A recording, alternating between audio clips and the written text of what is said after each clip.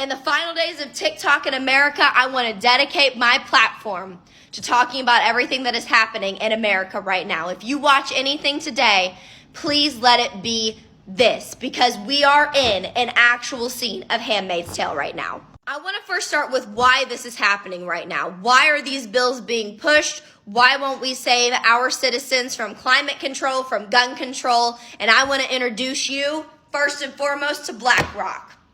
BlackRock is the world's biggest asset management firm, okay? BlackRock has nearly $10 trillion in assets under management, okay? That is more GDP of every country in the world except for the United States and China. It is the top shareholder across a wide range of global industries that include oil and gas, technology, retail, big banks, healthcare, and weapons manufacturing. So everything that we are currently having an issue with in America right now, these fuckers have a stake in. This firm props up the fossil fuel industry to the tune of $260 billion in investment in corporations that are propelling our climate catastrophe. They are the number one in investing in deforestation and fossil fuels in our climate today, okay? It has nearly $6 billion in invested in civilian gun manufacturers and retails, and $36 billion invested in military weapons, okay? Why don't we do anything about climate change? Why don't we do anything about gun control? Because we are in bed with this firm. BlackRock is also the largest investor in gun manufacturer Smith & Wesson with an 8.3% stake in the company. On top of that, their lovely CEO, Larry Fink, is a major donor in the NYC Police Foundation. Another bit of information I found interesting, they own 6.9% of Facebook. How about that? Now let's switch gears and head on over to ADF. What is ADF, you might ask? I didn't know till a few days ago either. ADF, or the Alliance Defending Freedom, is a legal advocacy and training group that has supported the recriminalization of sexual acts between consenting LGBTQ adults in the U.S. and criminalization abroad, has defended state-sanctioned sterilization of trans people abroad, has contended that LGBTQ people are more likely to engage in pedophilia, and claims that a homosexual agenda will destroy Christianity and society. ADF also worked to develop religious liberty legislation and case law that will allow the denial of goods and services to LGBTQ people on the basis of religion. Since the election of President Trump, ADF has become one of the most influential groups informing the administration's attack on LGBTQ rights. You know the group in Handmaid's Tale that took over the United States? This is them. This is the group. This group believes in bringing back traditional Christian roles, meaning that a woman serves her husband and that the LGBTQ is completely criminalized 100%. And why is this group so scary? Because our members of government, our members of Congress, the people that are supposed to be protecting us, that are for the people, are in bed with this group. For example, Alan Sears was the longtime president, CEO, and general counsel of ADF until January of 2017.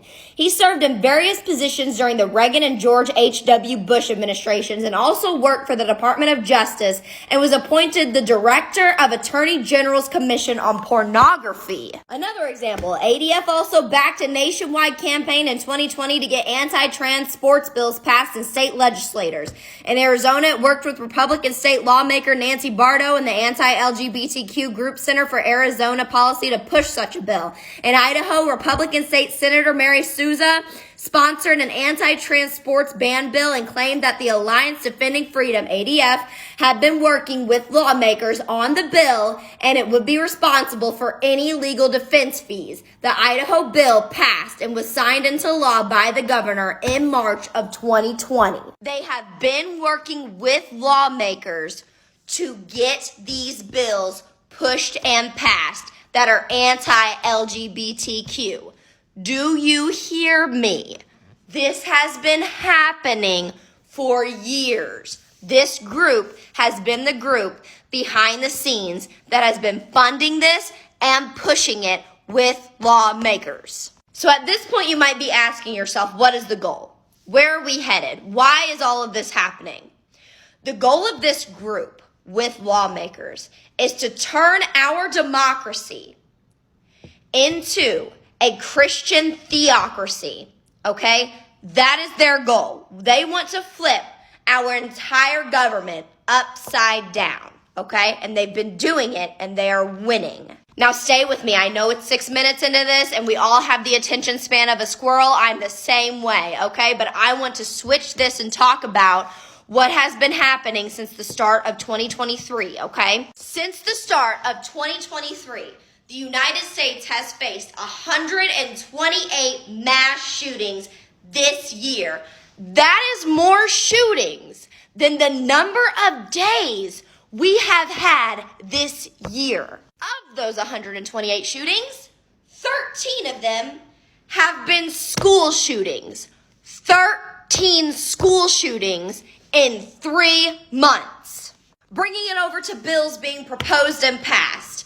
There were 21 members of South Carolina state legislators that not only drafted this bill, but actually filed the bill that would criminalize women who had abortions and charge them with murder in the state of South Carolina. And murder can mean execution. That is a harsher punishment than a rapist gets. Let's bring it on over to Texas. Texas lawmakers this year will debate whether to block transgender kids' access to transition-related health care, classify businesses that host drag shows as sexually oriented establishments, and limit public school lessons on sexuality and gender identity. They don't want us talking about the LGBTQ community. They don't want us educating kids about it. They don't want kids getting the treatments and health care that they need as trans children. And they want to completely criminalize drag shows 100%. Now on to Tennessee, that did in fact pass this bill on Monday that allows county clerks to refuse to certify marriage licenses that go against their personal beliefs. This vague language of the bill gives room for local officials to deny marriage equality to LGBTQ plus couples, interracial couples, and interfaith couples. That means that if your local clerk doesn't believe in gay marriage, they don't have to give you a license. If they don't believe that black and white should be together, they don't have to give you a license. If they don't believe that someone of this denomination and this denomination want to come together and be together, they don't have to give you a marriage license for it. And of course, we can't forget about the Willow Project that Biden already signed.